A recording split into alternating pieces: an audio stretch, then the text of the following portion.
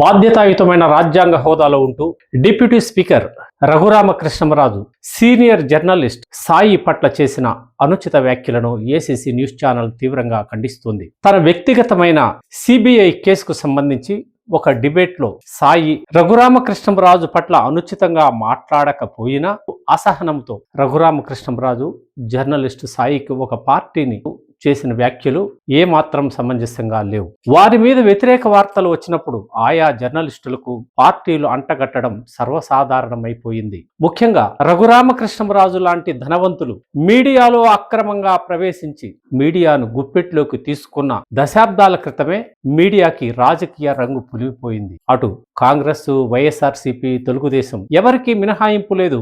అందరికీ మీడియా సంస్థలున్నాయి. మీడియాలో వీళ్ళు ప్రవేశించినప్పుడు వాళ్ళంతా ఆయా పార్టీలకు కొమ్ము కాయాల్సి వస్తుంది. ఒకరిద్దరు స్వతంత్రంగా బ్రతుకుతుంటే వాళ్ళకి ఏదో విధమైన పార్టీలు అంటగట్టడం వీళ్ళకి సర్వసాధారణం అయిపోయింది. నిజాన్ని చెప్పినప్పుడు దానికి సంబంధించిన వ్యక్తులకు బాధ కలిగేది సహజమే. రఘురామకృష్ణంరాజు తన ప్రైవేటు విద్యుత్ సంస్థపై సిబిఐ నమోదు చేసిన కేసులకు సంబంధించి ఇటీవలే సుప్రీంకోర్టు స్టే ఎత్తివేసింది. దీనికి సంబంధించి డీజీపీ స్థాయిలో ఉన్న సునీల్ కుమార్ రఘురామకృష్ణంరాజుతో విభేదించి పెద్ద ఎత్తున విమర్శలు చేసుకుంటున్న తరుణంలో మీడియాగా కొన్ని విషయాలను ప్రజల ముందు ఉంచక తప్పదు. రామకృష్ణంరాజు కేసుకు సంబంధించి కేసు దర్యాప్తు పూర్తి అయిపోయిందని ఛార్జ్ షీట్ వేసేస్తారని, ఇందులో నన్ను అరెస్ట్ ఎందుకు చేస్తారంటూ ఆయన అసహనం వ్యక్తం చేశాడు. ఒక విషయం ఆయన గుర్తుపెట్టుకోవాలి, దర్యాప్తు పూర్తయింటే సుప్రీంకోర్టు నుంచి ఎందుకు స్టే తీసుకున్నారు? దర్యాప్తు దశలోనే కదా మీకు స్టే వచ్చింది. అంటే ప్రస్తుతం స్టే ఎత్తేసాక దర్యాప్తు తిరిగి ప్రారంభం అవుతుంది అనడంలో ఎవరికి సందేహాలు ఏం లేవు.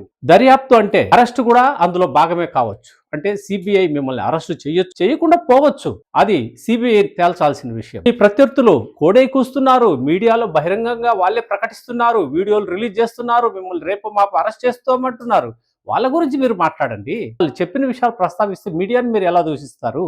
స్పీకర్ స్థాయిలో ఉండి ఇలా అనుచితంగా ప్రవర్తించడం మీకు ఏమాత్రం పద్ధతిగా ఉందా? అంటే చట్టాలు మీకేనా, జర్నలిస్టుకు ఉండవా? జర్నలిస్టులు ఈ దేశంలో పౌరులు కాదా? భారత రాజ్యాంగం వాళ్ళకు వర్తించదా? రఘురామకృష్ణంరాజు మాటలు అహంకారపూరితంగా ఉన్నాయి. దీనిపైన రాష్ట్రంలోని జర్నలిస్టులు, ప్రింట్ మీడియా గాని, ఎలక్ట్రానిక్ మీడియా గాని, యూట్యూబ్ జర్నలిస్టులు గాని అందరూ ఏకం అవ్వాలి, తీవ్రంగా ఖండించాలి. ఈ రోజు ఒకరికి వచ్చిందని అందరూ వేడుక చూస్తే రేపు పొద్దున్నే ప్రతి ఒక్కరిని దూషిస్తారు. యూట్యూబ్ లో న్యూస్ ఛానల్ నడుపుతున్న వారు ఐక్యంగా నిలబడాలి, యూనియన్ గా ఏర్పడి ఇలాంటి దారుణాలను ఖండించాలి. జర్నలిస్టు సాయి కూడా నిన్ను ఉద్దేశపూర్వకంగా రఘురామకృష్ణంరాజు దూషించాడు. ఇది చట్ట విరుద్ధం. కాబట్టి మీరు చట్టపరమైన చర్యలు ఆయన మీద తీసుకోవడానికి వెనుకాడకూడదని విజ్ఞప్తి చేస్తున్నాం. మీడియాగా చూడండి, రాజకీయ రంగు పులవద్దని నాయకులందరికీ విజ్ఞప్తి చేస్తున్నాం.